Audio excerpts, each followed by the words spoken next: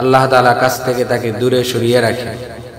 যেমন সূরাতুত তাকাসুর আল্লাহ তাআলা বলেন, আলহাকুমুত তাকাসুর হাত্তা যুরতুমুল মাকাবির।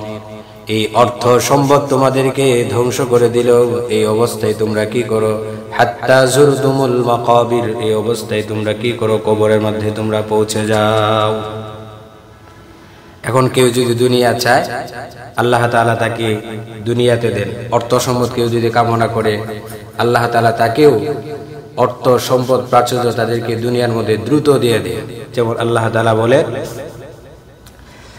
মান কানা ইউরিদুল আজিলাতা আজ্জালনা লাহু ফিহা মা নাশাউ লিমান নুরিদু সুম্মা জাআলনা লাহু জাহান্নাম ইয়াসলাহা মাযমুমান মাদহুরা।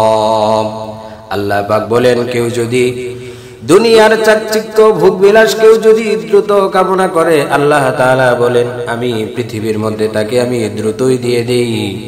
এমনকি তার জন্য এই ব্যক্তি যাকে আমি দ্রুত দিয়ে দেই, এই ব্যক্তির জন্য সে জাহান্নামও আমি নির্ধারণ করে রাখি।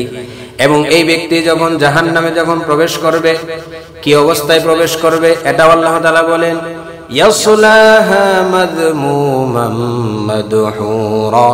এই ব্যক্তি জাহান্নামের মধ্যে অপমানিত, অপদস্থ, বিতাড়িত অবস্থায় আল্লাহ রাব্বুল আলামিন তাকে জাহান্নামে প্রবেশ করাবেন। এই জন্য আমরা এই দুনিয়ার চাকচিক্য, অট্টালিকা, প্রাচুর্য এগুলা দেখে মন খারাপ করা যাবে না। কারণ এই সমস্ত জিনিসের মধ্যে আল্লাহ তাআলা সুখ রাখেন নাই। একমাত্র সুখ হচ্ছে আল্লাহ তাআলাকে মানার মধ্যে এবং রাসূলুল্লাহ সাল্লাল্লাহু আলাইহি ওয়াসাল্লামের তরিকার মধ্যে